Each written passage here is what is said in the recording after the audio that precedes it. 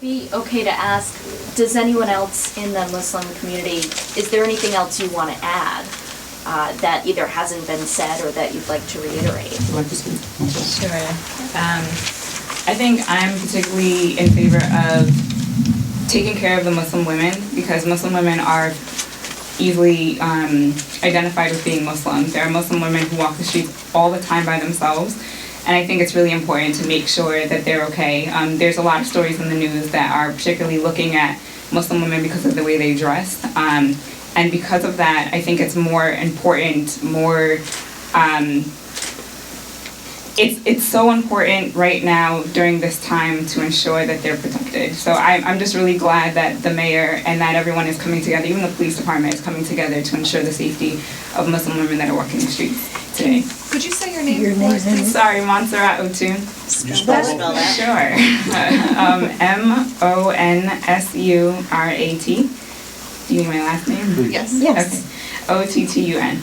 And do you live in Providence? Or? I do not. Yeah, I live in Pawtucket, but I work in Providence. I've always been a part of the Providence community. I'm also part of the Muslim Community Center of Rhode Island, which is also located in Providence. Do you hope Pawtucket follows suit? Yes. I hope Pawtucket really pays attention, because everyone is afraid. You know, it's unfortunate that I've lived in this country my entire life, and I've never felt afraid like I do now. So I think it's really unfortunate that being a person who has always felt safe in this community and in this environment, I constantly have to watch my back everywhere I go just because somebody doesn't like the way that I look. So I applaud this initiative because of the fact that it's really paying attention to people like me who get ignored all the time. And I think that more and more people need to pay attention to the fact that people are being targeted just by being who they are. One more question. Have you experienced?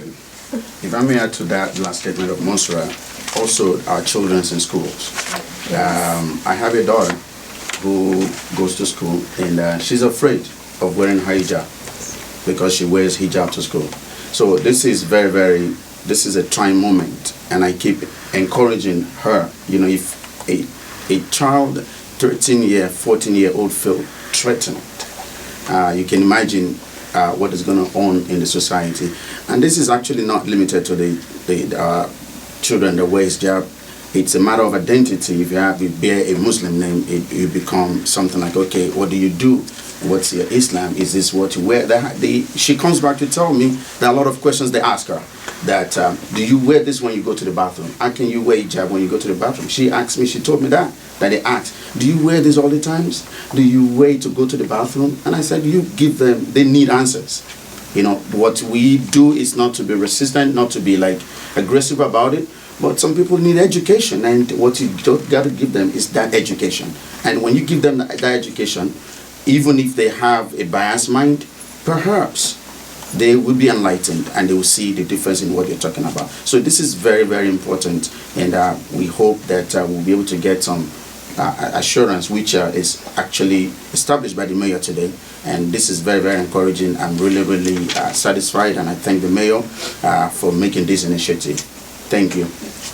Can you give your name and your first and last name? I'm sorry. My name is Muyideen, Muyiddeen. That's my first name.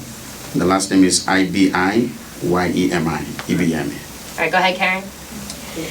I just wondered, have you had any experiences yourself of somebody coming up to you and harassing you, or?